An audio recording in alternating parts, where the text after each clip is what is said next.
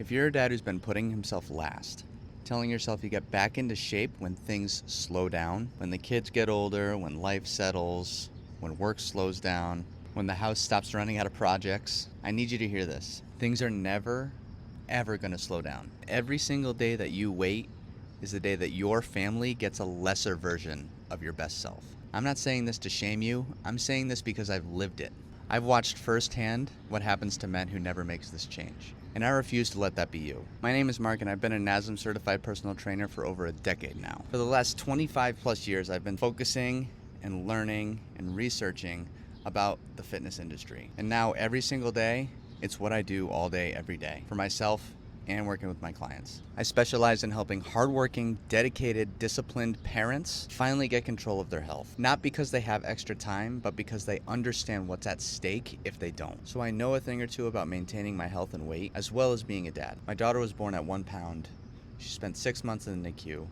My wife spent years figuring out why she was getting sick all the time. We figured out it was an autoimmune disease. I've spent years trying to juggle, trying to help my family the best way I can, while being a good provider and working all these jobs, crazy work hours, 60 plus hours a week, and figuring out what the real meaning is of being a provider and a man. And I've always found a way to prioritize my health in the process. In this video, I'm gonna walk you through 3 things that are actually keeping you stuck. And stick with me to the last one, because the last one is the one thing in the fitness space nobody ever talks about. So let's start with the most common one. Every dad I've ever worked with starts in the same spot. And that's waiting. And that's waiting until life slows down. But that window's never coming. Life never pauses. And that version of you that keeps waiting is the same version that looks up 5 years later and wonders how things got this far and how you let yourself get to that point. The fix is not more time, it's smaller commitments built into the life that you already have. And if you've read Atomic Habits by James Clear, you know what I'm talking about. I'm talking about habit stacking. You gotta bring things to you. Bring the small habits that you want, the small changes that are going to help you get closer to the best version of yourself. You got to bring it to the life you already have. So I'll give you a personal example. When I do a load of laundry, I have a pull-up bar right next to my washer and dryer. I do a set of 10 pull-ups every single load I do, whether I change it over or I start one. Every single chore, say I do the dishwasher, say I do the cat litter, I feed the pets, I brush my teeth, I take a shower. If I don't have access to my pull-up bar, I drop and do a set of 10 push-ups, or I do a set of standing deep squats, or I do some crunches or some V-sits.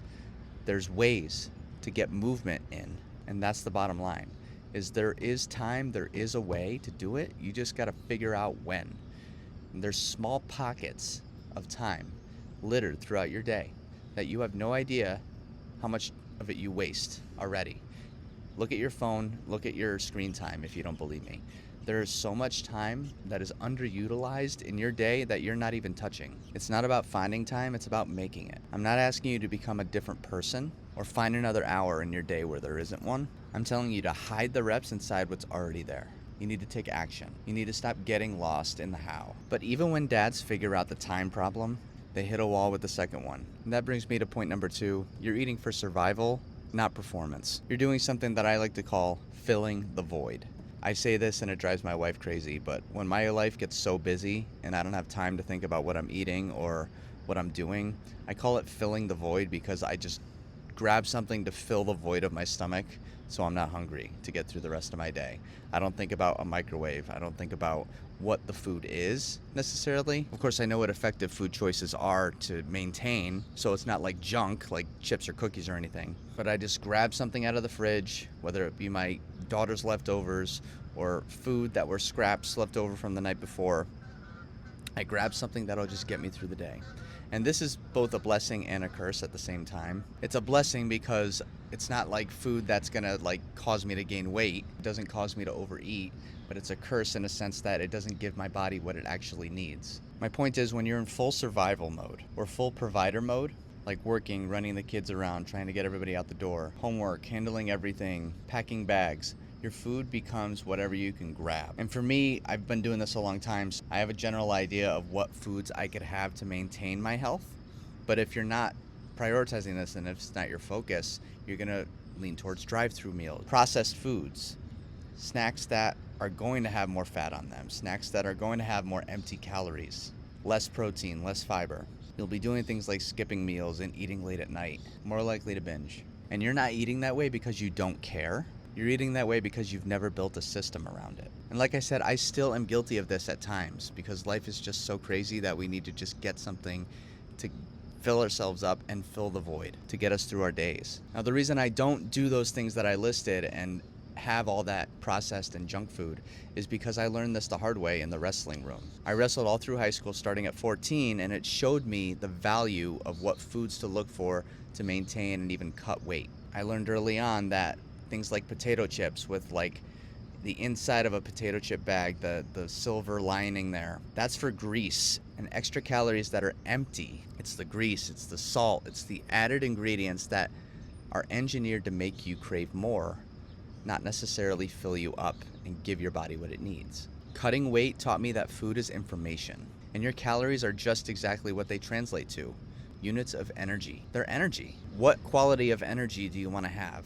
Ones that just don't do anything for you and just give you a short dopamine hit from the taste, or ones that are actually going to get you through your day, build the muscle, give your body what it needs to function the best, whether it be your hormones, your digestion. You got to make your food mean something. What you eat and when you eat it directly determines how you feel and how you perform each and every day. And not just in the gym, in every meeting, every conversation, every moment your family needs you to be present and locked in the most. So here's what you can do today. Start with one meal, say dinner. Look at what's on your plate and ask one question. Does this serve the man I want to be? Is it fried or is it baked? What seasonings does it have? What extra calories are hidden in this dish that I don't need? Is it processed or whole food? That one habit alone, compounded over 30 days' time, will make such a huge difference. That's where the real change begins. So when are you going to stop eating like you're in survival mode? Stop running yourself on empty, because when you run yourself on empty, you run your family and your house on empty too. Now, this third point is what nobody wants to hear, and nobody even talks about in this space, at least not as much as they should. And it's not about time, and it's not about food. It's the real number one reason. And I promise you it's been sitting in the back of your mind for a while now, and you haven't even realized it. And that's that your identity hasn't caught up to it yet. Real change happens when you identify, when it becomes who you are. This is the real reason dads, and parents for that matter, can't lose weight. It has nothing to do with your calories or your cardio. Because I think deep down, to an extent, we know what to do. We know about the calorie deficits. We know about eating less than you take in, diet and exercise, yada yada, right? The hardest part is proving to yourself that you're worthy of identifying with somebody who's in shape. We self-sabotage. Somewhere between getting married, having kids, having a home, getting caught up in the grind, the American dream, right? Building a career, you lose yourself along the way. You get that dad bod. You subconsciously tell yourself that that's just part of the process. It doesn't have to be. Because now when you think about getting back into shape, it feels like you're becoming someone who you're not anymore. Or when you try to get in shape for the first time. I watched this happen with people I grew up with. I'm talking hardworking, devoted, disciplined people. Smart people. But at some point, they stop seeing themselves as somebody who took care of their body. And once that identity shifts, it's so much harder to get back. Every single habit around your health starts to slip with that identity. And it's something you don't even realize happens until it's too late. You end up missing workouts. You eat late. The I'll start Monday. It's not that you're incapable. It's because your identity stopped including your health as part of who you are. So here's what I want you to understand. The most present father, the most reliable husband, the most capable version of you has always been the healthiest one. And that's just the truth. You could have all the problems in the world and have good health and realize that you actually don't really have any problems. Or the opposite, you could feel like your life is going so smooth, not a care in the world, but you figure out that something's wrong with your health. And then that just compounds to every single other area of your life. If not for you, do it for your family, because that's my why. I do it because I know how it feels, and I've seen the consequences of not living this way. We get one life. We get one life, and we get one body. And like the Bible says, you got to treat it as your temple. So with all that said, I want you to do 3 things this week. 3 actionable steps that are actually going to help you. It's not enough to just watch this video. I want you to be able to take action and be able to make a change right away. Number 1, I want you to read Atomic Habits if you haven't yet by James Clear. And figure out where in your day where in your routine you could insert 10 reps of one exercise, whether it be squats, whether it be push-ups. You could even be the knee push-ups if you have difficulty doing a full push-up. Whatever it may be, V-sits, you could drop and just do it in between your chores, in between your morning or night routine, brushing your teeth, doing the laundry, doing the dishes. It takes all around 30 seconds to do a set of 10 or 20. You do 3 to 5 sets of these, that's that much more than you would have done otherwise. It adds up so fast. Next thing is auditing one meal. I brought this up earlier. Dinner, for example. Ask yourself, does this serve the dad I want to be? Audit your food. Audit what you're eating and putting into your body. You are what you eat. It's not just an expression. It's the truth. I want you to do one meal every day this week. That's it.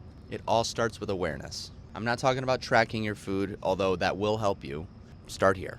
And number 3, and this matters more than you know, tell your wife, tell your kid, tell someone you are close to or in your space that you're working on your health. You need to start associating yourself with somebody who is healthy. Saying it makes it real. This is why affirmations are so powerful. Write it down, put it on your bathroom mirror, somewhere you see it every single day.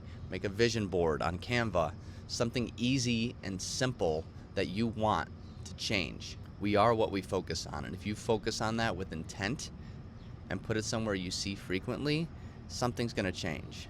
It makes it real. It starts to shift your identity. It creates accountability without needing a gym membership, because the number one reason that dads cannot lose weight is that they stop believing that they were somebody who could. That's how you start believing again. I got into this industry in 2015 because over 25 years ago, I lived watching people I love struggle with their health day in and day out, and I never wanted that for anybody else. So if any part of this resonated with you, hit that like button, because it's going to show it to more people who might need to hear this message. I'm trying to get this message out to more dads and, quite frankly, more moms too. In fact, do me a favor, if you made it this far in the video, comment down below, I'm here, because you're a real one and you're the type of person I want to help. My coaching is designed to help hardworking people like yourself juggling so many things in their life, but just don't know where to start when it comes to weight loss. You can learn more by clicking the link down below, or you could send me a DM on Instagram at markpambino.fitness. If you liked this video, you're gonna love this video right here, where I go into even more detail about what it means to identify with a healthy person. I'll see you in the next one.